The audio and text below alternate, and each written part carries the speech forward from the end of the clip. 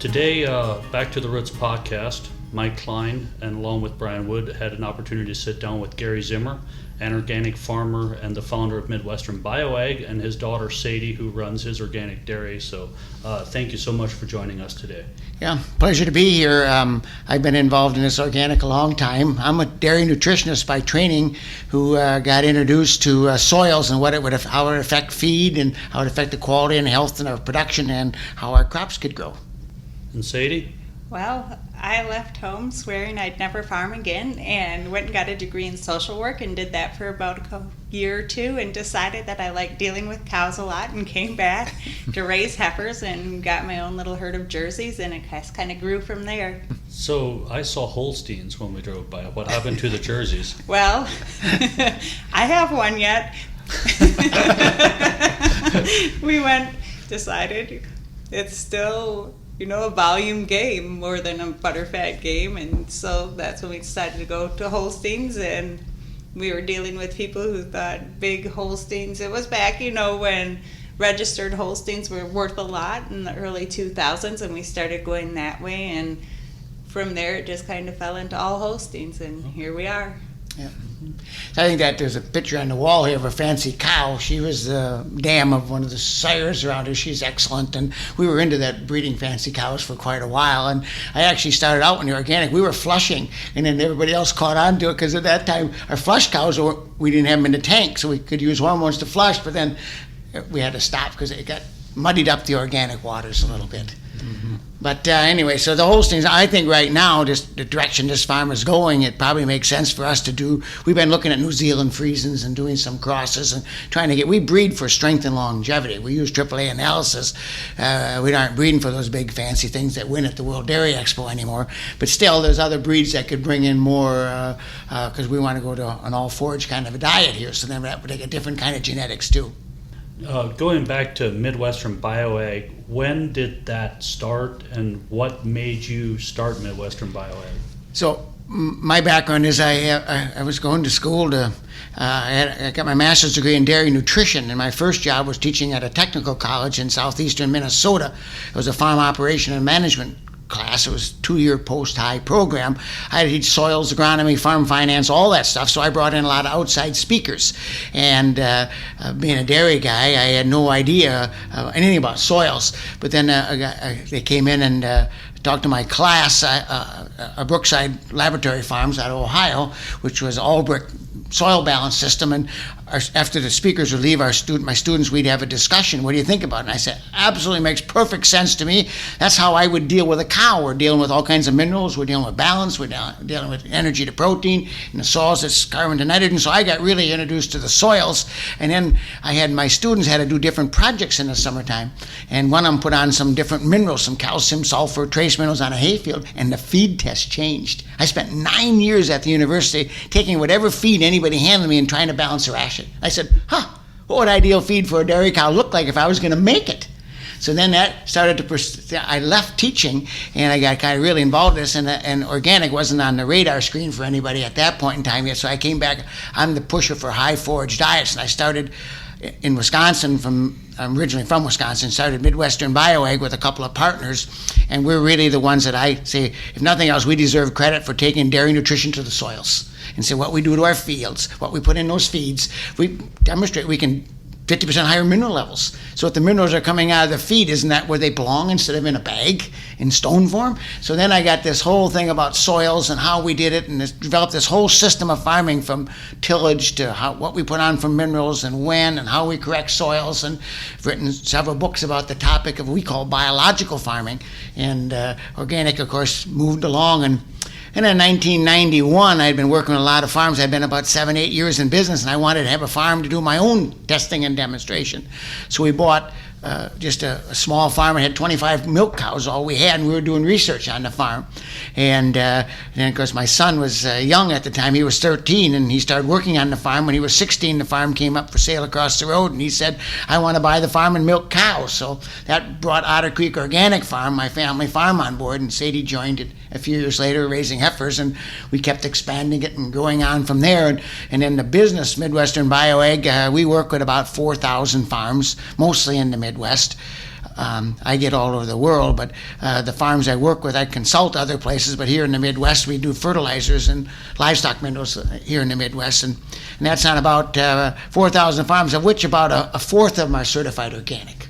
So about 25% of the farms you work with would be organic. Would Yes. the other 75%, do they have an interest in organics, or are they just seeing that your program works for their conventional farm?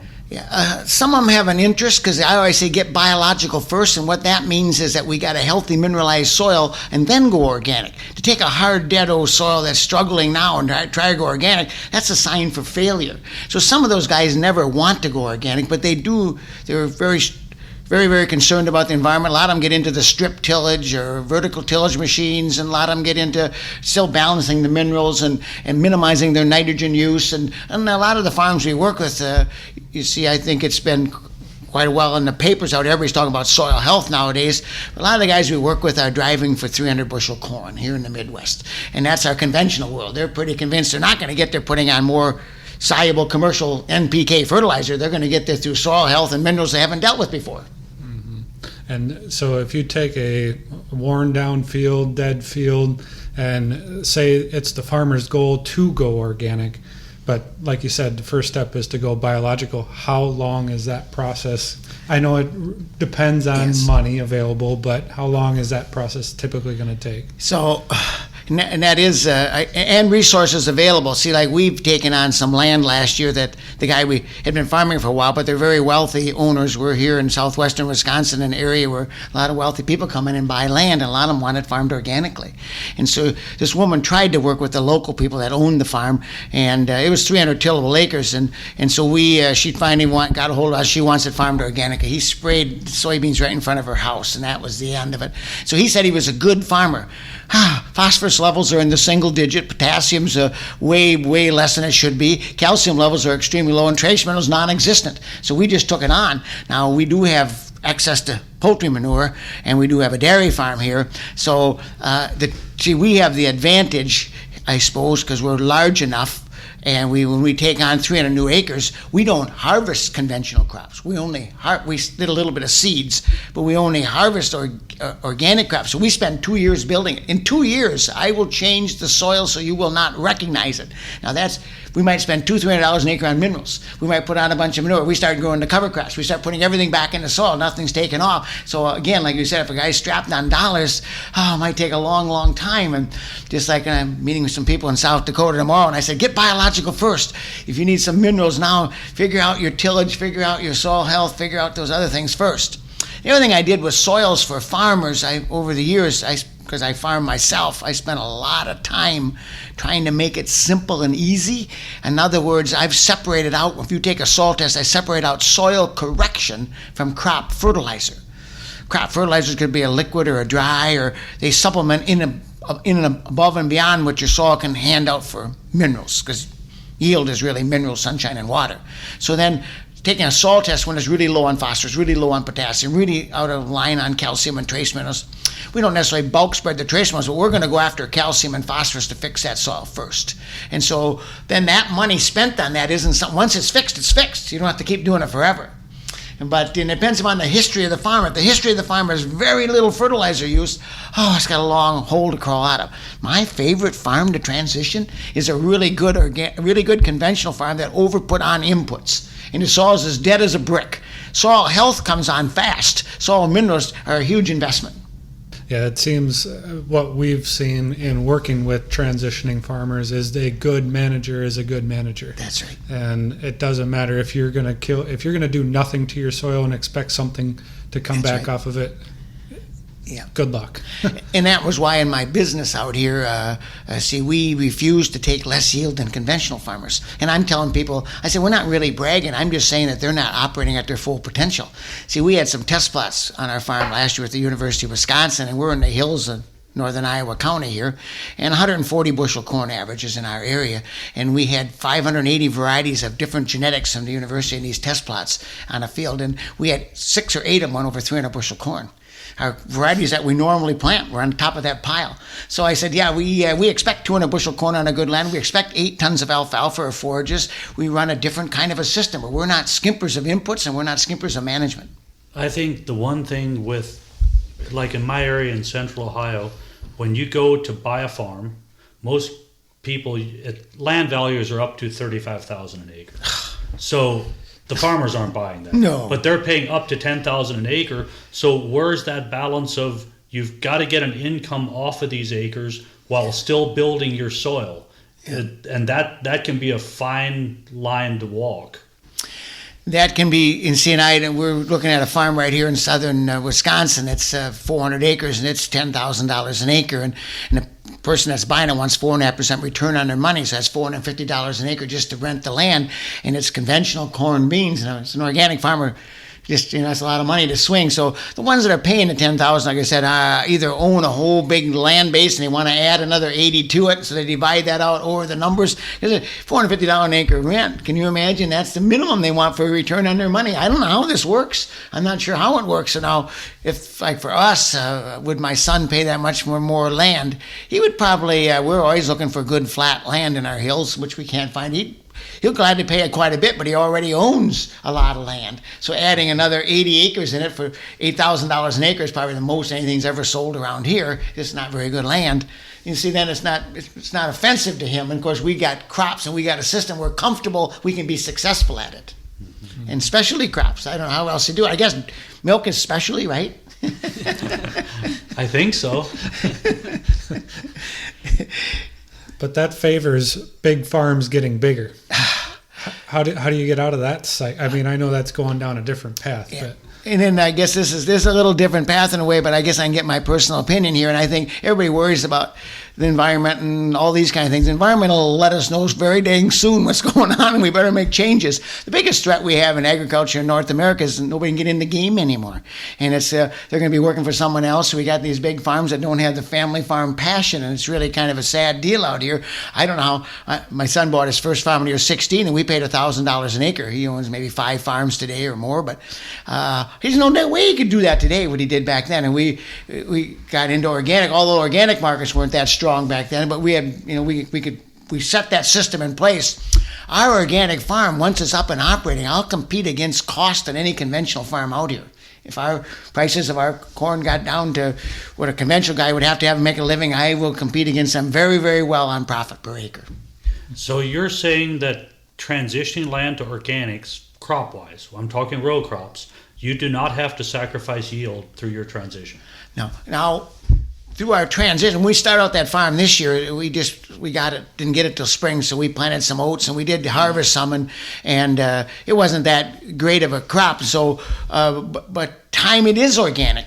See, after the 2 years of transition, there's 2 years growing season in the transition. By the time it is organic, we have not sacrificed our yields. But we've put a lot into it in those 2 years. And so like I said, we might spend a couple $100 an acre on minerals. We take that soil test, whichever short we want to add. We start putting the soil health back in it. We do the right kind of tillage. We make sure that in 2 years, when it's ready to be organic, that we've fixed it. Mm-hmm. And then it can yield just as well as anything else on our farm. Mm-hmm. Sadie, did you see a drop in milk production when you transitioned to organics? No. We've stayed pretty steady. I mean, we've kind of always fed a high forage diet and have been lighter on the corn silage and lighter on the high moisture corn, and we never really changed that. Just kept going with high forages and high quality forages, and milk production stays pretty much the same. Yep. Mm-hmm. We were never on that treadmill of getting 100 pounds of milk a cow a day and feeding 80 pounds of corn silage a cow a day. It was never our diet. We were always pretty low grain, high forage. I'm a dairy guy, and I'm not about trying to kill cows. Our 17-year-old cow did die on us eventually, but After 17 years, yeah. Okay. And that cow, she produced 25,000 pounds of milk every year, and she just probably died because her udder finally gave out on her. But so that's the kind of. She was excellent. She was classified excellent. She was a beautiful cow and had a lot of babies on this farm. So I don't want to violate the principles of the cow. And the principles of the cow is that they're forage eaters, and I can push them just like I can push my soils. How would you push soil? Nitrogen. How do you push a cow? Well, higher soluble feeds, a lot of grain, a lot of silage, a lot of protein, soluble nutrients, a whole variety of stuff. I mean, it's not much different. The cow doesn't last, your soils don't last. And that was why the other thing is hard in the organic world. It's hard to get the mindset of farmers to change. They got these numbers in their head. They think it takes 1 pound of nitrogen to grow a bushel of corn. No, it doesn't. Well, I don't know. I'm not saying we grow it without the nitrogen. I'm just saying we don't buy the nitrogen. Soil health and minerals and earthworms and life has a lot to do with making these farms work. I don't ever really see a place where we have a need for nitrogen in our cropping system. But we make sure we plan around that with our rotations and our cover crops and things we do. They're harvesting seed corn out here today on our farm because we farm 1,400 acres, and Sadie milks 130 cows. We used to milk 300 cows and have 500 acres. Well, see, now we're 600 acres. See, now we got less cows because we are up against wetlands and we're crowded up here. 300 cows was way overcrowding our herd, and we were having issues with that. This farm fits what Sadie's doing, about 130 to 150 cows is it. We don't have enough room for 130 or 120 in the wintertime. And so anyway, to make the switches around here, like now when we do on our nice level land to grow seed corn, it's 1 year oats underseeded with clover, alfalfa, radish, different things out here. We combine the oats, and we don't make any money on the oats, and then the next year it's corn. We got our good level land here. We only keep it in alfalfa 1 year. We seeded this field right out here behind the house that you guys can see. Was seeded this spring with winter wheat as a nurse crop. That's fifth cut growing out there. We already made 4 cuttings. And next spring, when the alfalfa gets a foot tall, it turns into corn. It's amazing how that works. And of course, we got a lot of manure. We got on this farm, our area around the dairy farms, we had plenty of manure. It's hard to haul manure further away, and that's the other issue that the farms have. And I tell things, organic's got some other real issues that I bring up all the time. If you're grazing like we are, we got creek bottom pasture and we had pastures, and yet we bring in feed.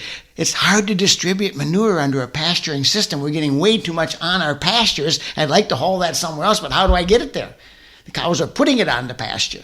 So if the whole farm could be, if you're in another climate where you can graze year round, like the farms we're working on in Hawaii, and the dairy setup's in the middle and you can graze year round, you can distribute manure better. But that's not Wisconsin for sure, or probably Ohio. No, definitely not. No. Well, the normal answer is you got to milk more cows. Yeah.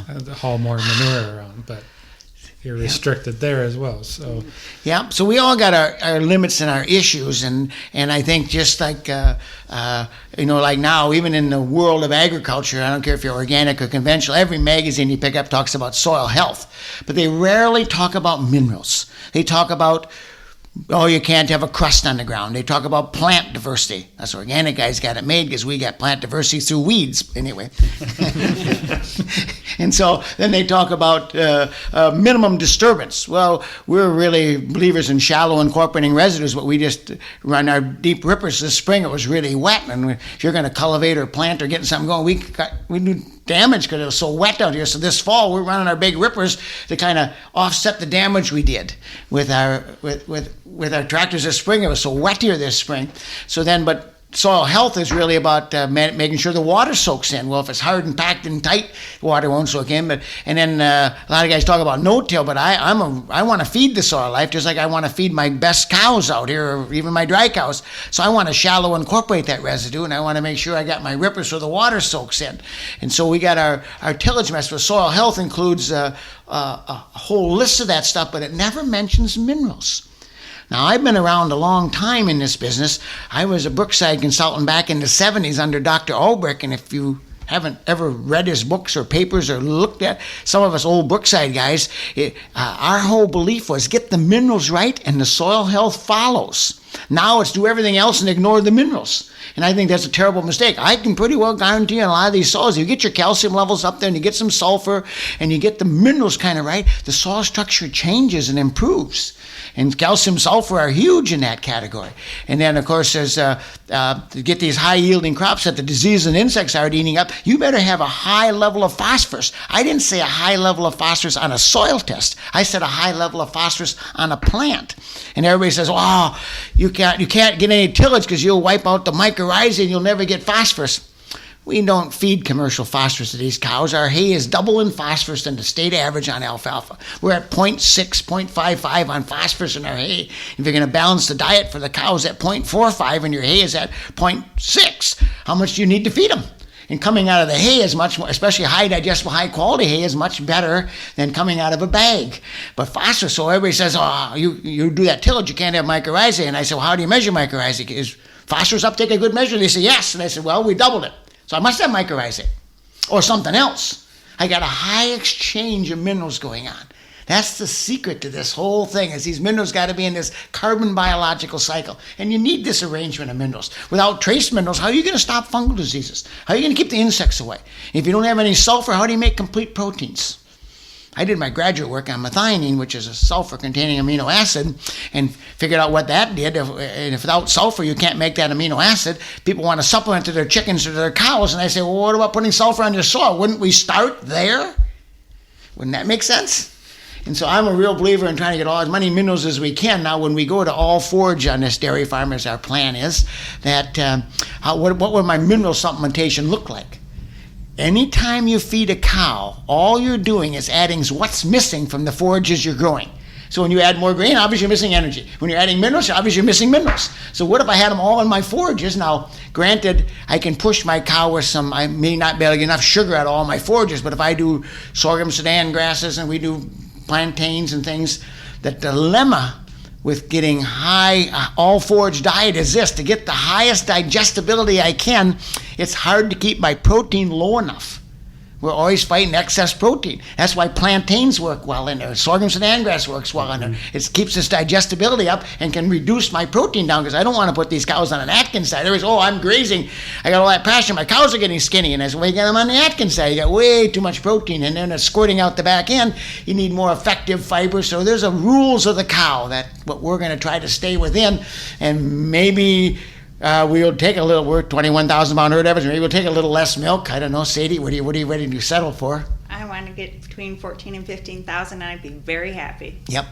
You'll do that. Yeah. If you have the high quality forages with your BMRs or your sorghum sedans to mix to control your protein, like you said, Gary, if you do that, I would hope you don't drop more than 10%. Oh, really? That'd be even better. Oh boy, did I just get myself in trouble here? We've got this recorded. But the most production loss that I saw with any of the guys transitioning to all grass was about 20%.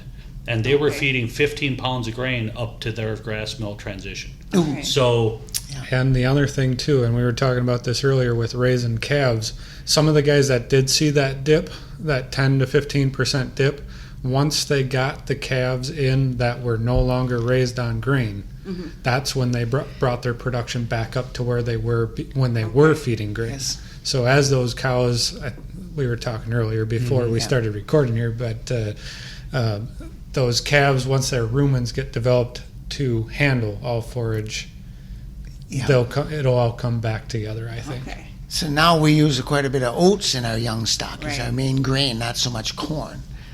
All the young stock get about 2 to 3 pounds of ground oats with mineral a day. Yeah, that's all they get now. I love ground oats for young Oh, stock. Yeah. I wish that my all grass-based dairy could use a little oats. That would be nice, wouldn't it? Yes. You know, just like there's all these kind of little things out here, and that was why.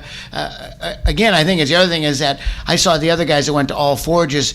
They didn't keep their calves on milk long enough, and they were trying to calve them at 2 years of age. I went to a farm, and he couldn't figure out why he couldn't get over 50 pounds of milk out of his heifers. And I said, "Well, they only weigh 900 pounds, man. What do you expect?"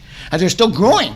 So my dad, when we had the highest herd in the county I was born and raised in back in the 1960s, we had the first herd to make 500 pounds of fat. Now everybody laughs at that low number. That wasn't a low number in the 60s, folks. And we were the highest. We milked 60 cows back then. We were the highest number of cows also in our area. And we had 500 pounds of fat. But my dad never calved them until they were 3 years old. So they were done growing before he calved them. Now I know some other guys that we have the opportunity here, because we're two-season dairy farmers, letting them get big enough. We aren't all calving in the spring. We calve in the spring and the fall, so we can let them hold over. That's the one grass milk guy. He's also split seasonal, spring and fall freshening. So the spring calves he will freshen at 2.5 years in the fall. Yeah. And the fall calves he'll freshen at 2.5 in the spring. So that works out good for his system. But there's others that are calving at 2 years or maybe even a touch below. But with the 5 months on milk, they are getting a mature animal as a heifer. Yeah. You cannot wean that calf too young, or you will pay for it in the first lactation. Right. That's right. And I think there's also, you can't cheat on your dry cows, so making sure they got the right ration. And you got to see, we have farms and areas that we grow feed specifically for dry cows. We're going to put up high quality forage even for our young stock. I say you can't miss a stroke on what it takes to keep that animal healthy and productive. Otherwise, you get parasites in them. I know farms out here, they say, what do you do about coccidiosis in your calves? I said, we never have any. I was at a farm down in Iowa, an organic guy. Oh, his calves were awful.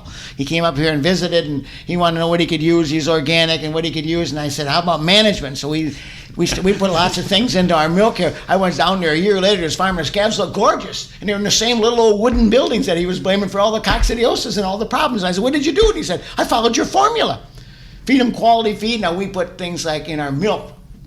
We put stuff in the milk. From BioVet, we put in Opectolite, and it's okay. It's got probiotics and kelp and a little bit of charcoal stuff, and I'm not sure, but it works really well. So I think it's the same thing. I keep flipping back and forth because I'm a dairy nutritionist. The same thing exists in the soil that exists in the cows. If you let that animal get stressed, and the parasites get in it, and the worms get in it, and the troubles get in it, now what are you going to do? Organically, we don't have really any good tools, but why would you get yourself in that position? If you get your soils out of mineral balance and they're really stressed, and you got way too much way too much liquid manure, let's say, or too many soluble nutrients out there, and all the diseases and things come along, you cannot let yourself get in that position. You got to understand the principles and rules well enough to prevent everything. These guys that are growing 300 bushel corn are not doing it by pushing it harder. They're doing it by making sure it never has a bad day. And I think we talked about that, Brian, on the way up today. We were talking about the difference between working on prevention and the row cropping and everything versus the treatment. Same with the dairy cows. You've got to work on prevention and giving them the best chance to succeed. Just like a good baseball coach will put the players in the best position to succeed in whatever position they're in. And that's the difference, because we don't have that quick fix. Oh, the corn's weedy, let's spray it. We don't have that. So if it's time to cultivate corn, you don't go to the auction, you cultivate corn. And the same thing with the cows. Yeah. We have to be on top of everything, and we try to keep all animals healthy from day one, and I do cull pretty heavy if I need to get rid of the problem animals, so I just don't keep perpetuating the problems. Yeah. And I think we see that some more with grass milk cows. There are certain cow families that will not hold body condition on grass. And those are the cow families that need to eventually just be culled out of the herd, because body condition, for Organic Valley, we have to body score the grass milk herds every year. And I could not believe how well the grass milk herds kept body condition this year. But they dropped in production, so it seemed like the grass-fed cow dropped in production before she took down her body weight. Right. So it seems like the animals are acting a little bit differently that way.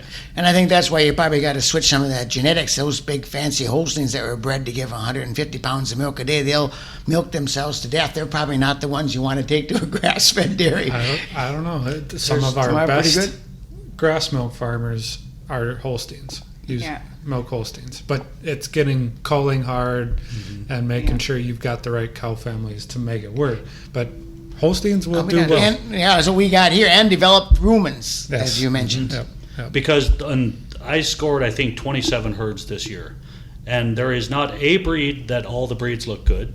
There's not a breed that all the breeds look bad. It boils down to management with whatever breed you have. Yes. And one of the biggest pet peeves of some of the people that are working with some of the grass milk guys is that number one problem on some of these farms is holding body condition. So what are the farmers doing?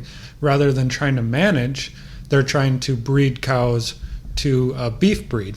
Yes, I've seen that too. But then they lose milk. I mean, Well, it's like this. One farmer was saying that they're trying to breed a stocky cow that milks and will, make milk on bad feed.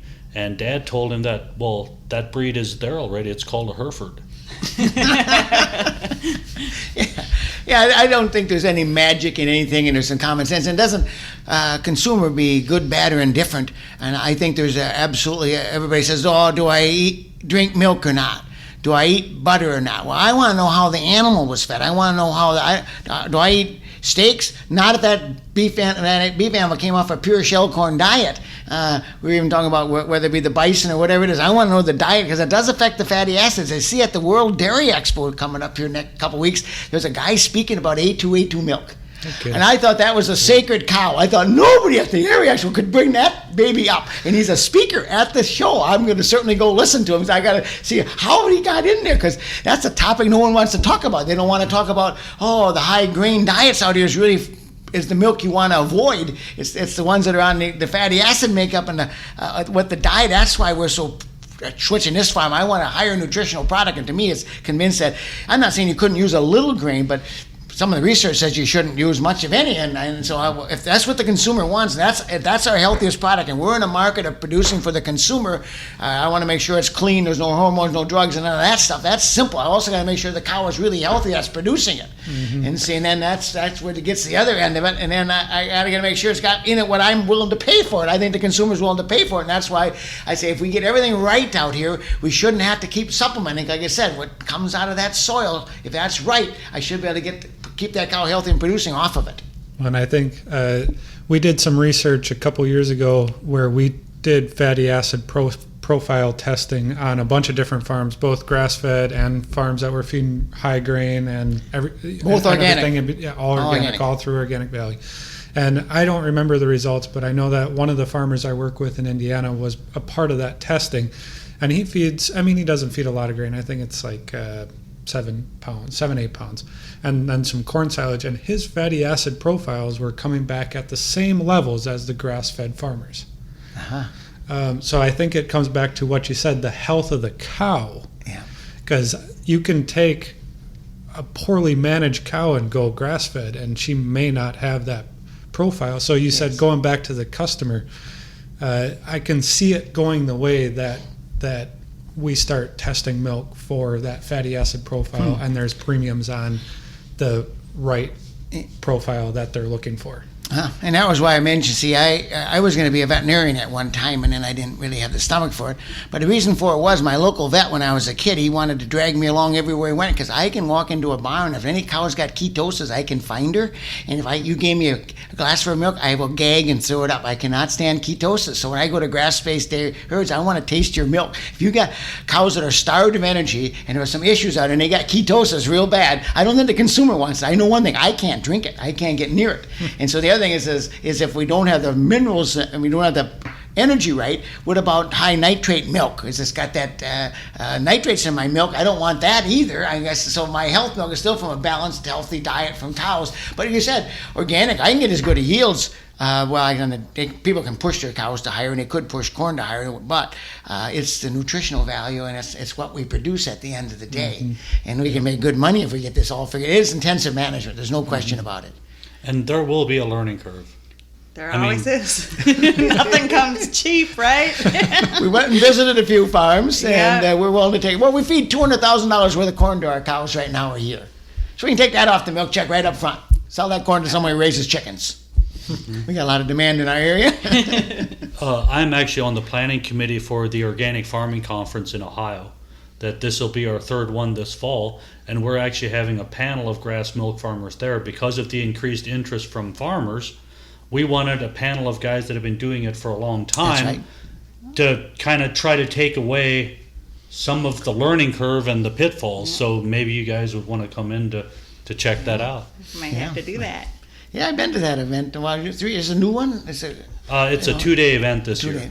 Yep. Yeah. So I talked to Alan Kaufman, and he said they're having a booth there, or you're having a booth there. We got our consultants in Ohio there. That's right. And Alan's a good guy, and like I said, I don't, you can say you talk about the milk quality. See, if I produce my forages with this higher phosphorus uptake and it's really healthy and it's really photosynthesizing and the Brix reading or the refractometer, the sugar readings go up, is that different than adding a little extra starch for my energy or getting more sugar in my forages? Now, sugars and starches, they get in that rumen, they break down, they become volatile fatty acids, and so that's why I think with the right balance of energy to protein and everything else, that's why maybe a little bit of grain wouldn't hurt. But how do you do, as a farmer, I wouldn't mind being able to use a little bit of ammonium sulfate, but you see, you can't ever open that can of worms up because Right. people get carried away. Next thing you want to put on semi-load an acre. But a little bit, I can't see how it would ruin my soils or my feed. So we got to stick with the strict little rules. So 100% forage to us means 100% forage, doing everything we can to get high digestible, high quality, and high energy.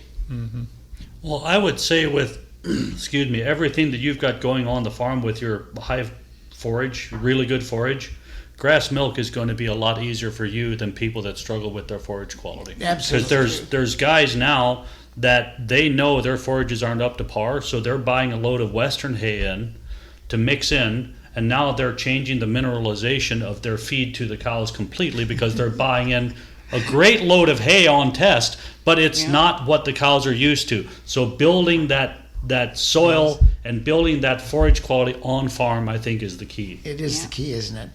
And I think it's the key for soil health, and we got to share what that really means. And so, I got to put as much science to this thing as possible.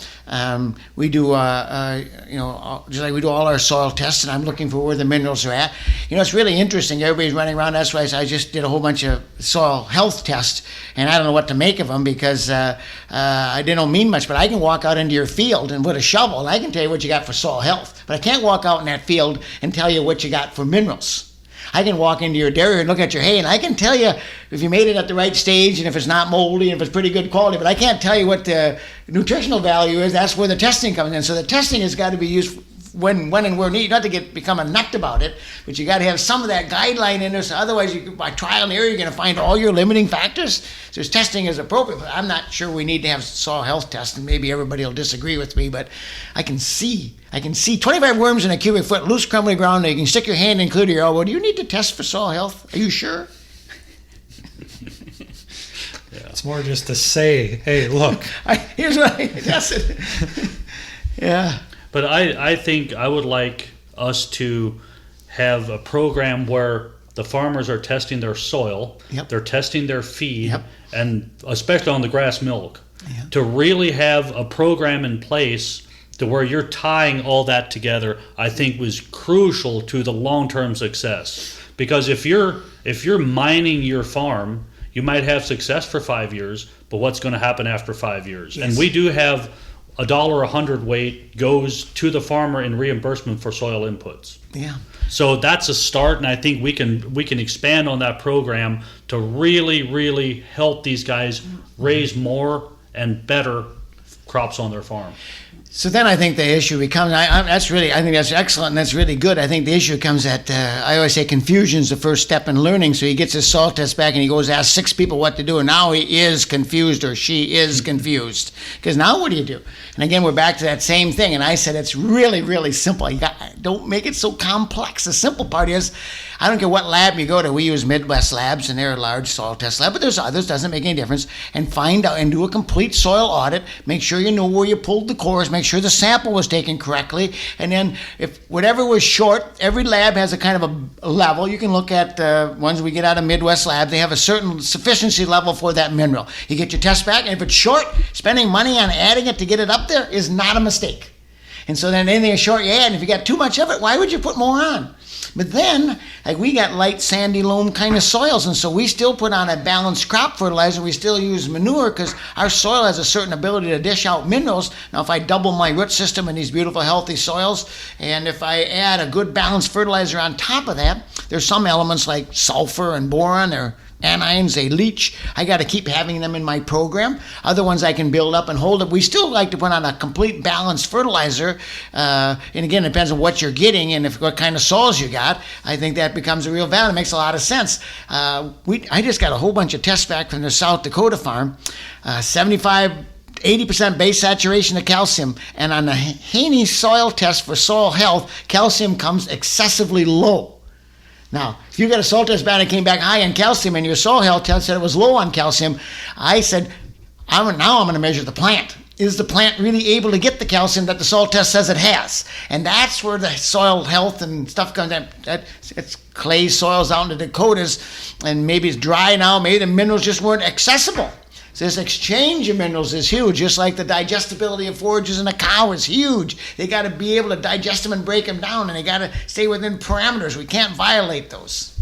And the digestibility, you said earlier, of stuff, minerals in your forages or whatever you're feeding, is much better than dumping a ground up rock down a cow's throat. Yeah, and that's why I said, see, people, I joke, they get their computer out and they balance it right to the little gnat on this thing, and I said, if it's true on a high digestible, high quality forage that 95% of those minerals are almost like a chelated mineral, are available to the animal.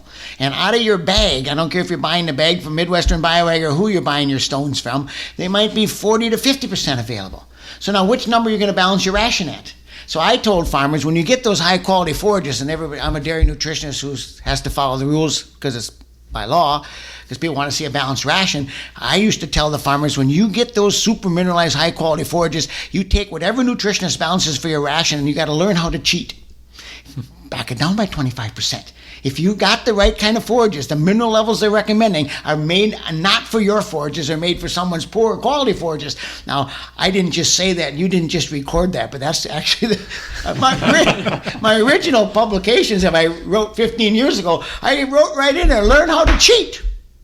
And now, of course, we got lots of lawyers and lawsuits, and if something goes wrong with your cows and you were given a ration that wasn't balanced up to snuff, and so everybody's scared to tell you to cheat. But I'm not. I got my own farm. We cheat. We cheat. We balance the ration. We cut the minerals in half. Come on, let's get real. It's different. It's different.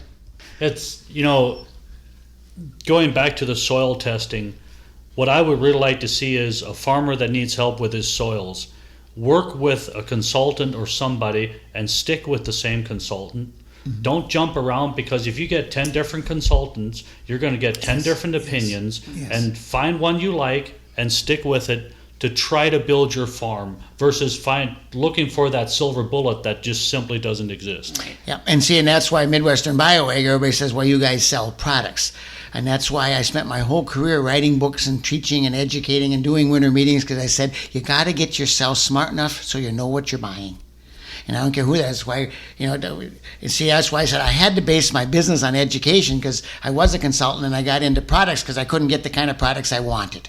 And so then to get into the products, and then all of a sudden now I'm in sales. And so I told people I'm a pretty lousy salesman, but I'm trying to convince you why you need to do it. So get yourself smart enough so you at least have some understanding, so you're not sitting there in the dark and then you're being sold something you may or may not need. I'm not saying you have to know everything about it, but at least know enough about those bases so the person that you're talking to makes sense or doesn't make sense, and so you got enough knowledge that you can make sure you're buying what you need. I've seen it too many times where exactly what happens, what Mike said happens. Farmers are trying to find the silver bullet. Yep. And they just wind up spending more money because they don't stick on a program that is going to work. It doesn't have to be Bio Ag. It doesn't have to be a certain company. I mean, just work with somebody. Yep. And see, that's here. We got lighter sandy loam soils, and we're pretty well dry fertilizer. Now, we do handle some liquids. We actually buy some fish, and we put some TerraFed. We deal with liquid molasses type fertilizers, and a lot of guys are foliar feed. I bought a sprayer to foliar feed, and it's pretty new yet. I don't think it's any fertilizer in it. I had it 2 years ago. We are so busy on this farm, and at night to ask those guys out to foliar sprayer, hey, maybe we could gain a little bit more. But I got a lot of farmers out here say, I thought if we got our soils healthy and right, we wouldn't need to do all that supplements. Like say, if you got really good quality food and you really watch your diet and you watch every pound of food that goes into your body, do you need to take food supplements? Probably not. But how many people live that way? Hey, eating at restaurants or grabbing this on the go. So I said, if that's how you're living, you probably better supplement yourself as a human, your diet too. And so I think it works kind of the same way for our soils here. So I'm not saying that, I think it's part of the silver. Everybody's looking for an ounce of this or a pint of that or a squirt of that out here. Come on, get the base right. And whether you need to do that or not, that's, I guess if you feel good about doing it, do it. Gary, is there anything else you want to touch on yet?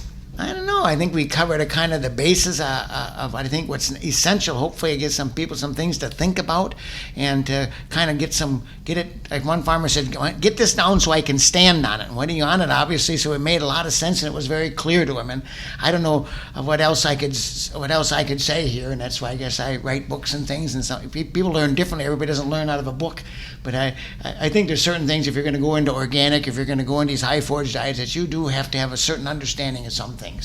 Well, I think one of the things you said that made a lot of sense, and hopefully for some of the people that are listening to this, I think there's quite a few dairy farmers that listen to this, is relating the soil back to the cow. I guess I had never heard it quite put that way. Yeah. The way you're treating the cow should be the same way you treat your soil, or the other way around. And hopefully that will keep it simple enough that people can understand a little bit more. And that's why I said we have our dry cow feed. We would never turn what we make for dry cow feed back into soil to feed our soil to grow a corn crop. We put some lush clovers and alfalfa back in the ground to feed corn. Feeding a corn crop is like feeding a cow that you want to get 100 pounds of milk out of. You better get some high soluble, high digestible, high quality feeds in front of that cow, and the same things you put back in your soil, and then you can grow a corn crop. I remember at one winter meeting you had in Ohio, in Ashland, you talked about the soil as basically a rumen.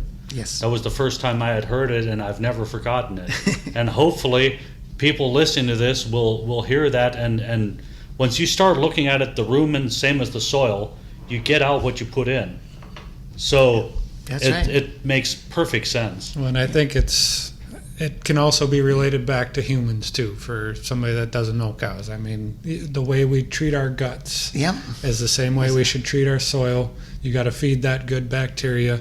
Yeah. And that was why I tell other people too, if you're a dairyman and you're struggling with the guy in soils, you can't find anybody that's really understands this whole thing. Talk to your dairy nutrition person about how he would deal with your soils. They balance a lot more than NPK in that ration. They look at protein to energy. We look at nitrogen to carbon in our soils. They look at all this other, they look at a huge diversity and variety of feed. Isn't the same thing we do with our cover crops and anything else? Make sure that we got a diversity of plants out here. So feeding cows, I say our dairy nutrition people, I say if you can't find a good soils guy, get your dairy nutrition guy and drag him out to the field and tell him, I want you to help me with my soils. What's wrong with that? Then he's responsible, or she, for how well the feeds are mineralized and how well they do for my cows, because they're the ones putting them out there or suggesting them. I might have a few dairy nutritionists calling to yell at me. Or me. I am one of those guys. What did you do to me? I don't want to do that. Soils. Well, maybe you should. You can't. Otherwise, that's how I got into dairy cows. I said, I'd go to the farmers at the beginning. I started this business. I said, I don't like your feed. Can't we change it? And of course, I was the guy that was trying to help him change it. So now, otherwise, the dairy guy's just going to run in a little computer. He may not like it, but he's just going to add a bunch of stuff that's not there, but he never gets any better then. The farmer doesn't. Change that feed to what you'd like it to be, what it should be. How many books have you written? I've got 3 of them out now, and I've actually got a whole table full in the other room. I'm working on the dairy book I've been working on for 20 years. And so I'm going to come out with a high-forged dairy farmer, all grass-based dairy book out here. I've written little pamphlets and little things over the years, but my soils has been, of course, my focus. The first book I wrote came out in 2000. That one, we just revised it. It's now 500 pages, and everybody said, oh my gosh. And I said, well, it's 360 the first time, and I said, I thought I took some chapters out, but I guess I learned a lot since 2000, and so now I'm done with that one. There's nothing more I can say. I've said it as best I can say it in as many pages I can say it in. And the second book, Advancing Biological Farming, really should be called Practical Biological Farming, and that one came out in 2010 with the help of my other daughter, Leilani, and it's really more of a farmer's read. It's much less science and chemistry in it and more farmer friendly. Mm-hmm. And where can they buy your books? I think Amazon and Acres USA are places that the books are being sold. Mm-hmm. Great. Well, Sadie and Gary, thank you so much for joining us. I really enjoyed this, and I really hope to someday come back and see the farm when it's all grass. Well, you're welcome anytime. Yeah, thanks for your time. All right, my pleasure.